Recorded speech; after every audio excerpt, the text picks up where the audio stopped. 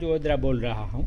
आज आपको मैं एडेनियम के सीड के बारे में थोड़ी सी जानकारी दूंगा कि सीड इसके कब निकालें और इसमें कौन कौन सी सावधानी बरतें, क्योंकि सीड आप टाइम से नहीं निकालेंगे तो पूरी तरह से चले जाएंगे, आपके हाथ में एक भी नहीं सीड आएगा। क्योंकि इसको जब सीड पूरी तरह से पकने लगे उसमें ये इस तरह की डबल सींग जैसी आती है, तो इस तरह की सींग आती है। तो इसको डोरे या धागे की मदद से इस तरह से बांध दीजिए,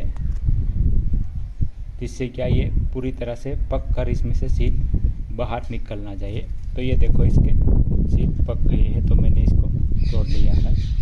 इस तरह से जब ये पूरी तरह से पक जाए तो इस तरह से सीड इसके बाहर निकलने लगते हैं। देख लीजिए ये सीड पॉट बन गए हैं।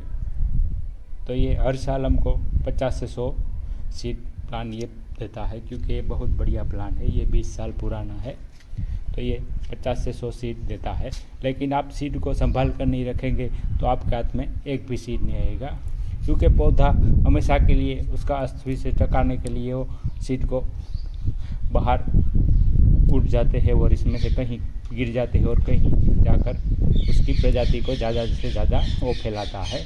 क्योंकि इसमें कोई फल नहीं आता, तो ये जो फल वाले आते हैं उसको तो क्या है पक सिखा कर उसको कहाँ उसका मल निकालते हैं, तो इसमें से प्लान बन जाते हैं। लेकिन जो प्लान में फल नहीं आते वो अपने आप ही कुछ ना कुछ इस तरह से, देखो इसमें ये रुएदार है, अगर आप इसको बांधेंगे नहीं तो ये उड़कर चला जाएगा, आपके हाथ में एक भी सीड नहीं आएगा।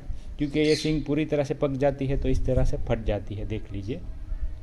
तो ये मैंने धागा बंधा है, तो ये सीड मेरा सही सलामत रह गया है, वरना तो ये पूरी तरह से सीड इसके बाहर उड़कर चले जाते हैं। तो आपके हाथ में एक भी सीड नहीं आता और कहीं जाकर वो गिर के इसका पौधा बन जाता है। तो मैंने ये सीड को पॉट को तो तोड़ लिया है, अब इसको किस तरह से निकालें तो देख लीजिए। इसमें से डोरी भी निकाल दी है, तो ये इस तरह से इसमें रुए होते हैं, तो ये हवा से उड़कर चले जाते हैं। तो इसमें से ये आप रुए निकाल दीजिए और ओनली फॉर सीड ही रखिए। इस तरह से इसको हल्के हाथों से काट दीजिए। ये छोटी साइज का सीड है, तो ये जर्मिनेशन होगा तो भी प्लान इसका हेल्दी नहीं होगा। देखो ये मैंने इसको छोड़ दी है, देखो ये किस तरह से जा रहे हैं। तो इस तरह से आपके सीड पूरे के पूरे उठ जाएंगे हवा के साथ। इसको इस तरह से निकाल लीजिए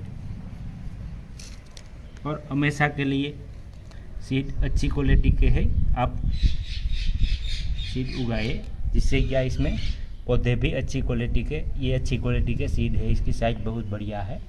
तो इस तरह के सीड हो तो इस जर्मिनेशन भी ज़्यादा होगा और अच्छी क्वालिटी के पौधे भी इसमें से आपको मिलेंगे।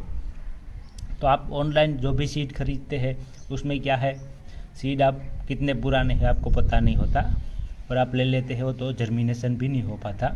सीड को अभी आप इसको तुरंत उगा दीजिए, क्योंकि जितना आप इसको जल्दी से इसका सीडलिंग उगाएंगे उतना ही आपको बढ़िया रिजल्ट मिलेगा।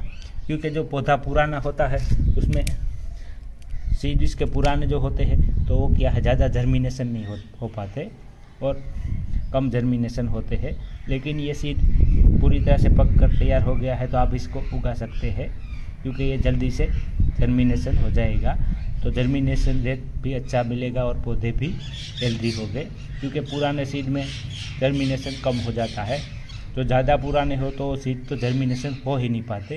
क्योंकि मैंने इसकी पूरी तरह से ट्राई कर ली है, 1 साल तक मैंने रखे थे तो एक भी सीड जर्मिनेशन नहीं हुआ। आप इस तरह से इसको निकाल कर तुरंत ही लगा दीजिए, तो ये इसमें से लगभग 100 से 80% लगभग इसमें से सभी सीड आपके जर्मिनेशन हो जाएंगे।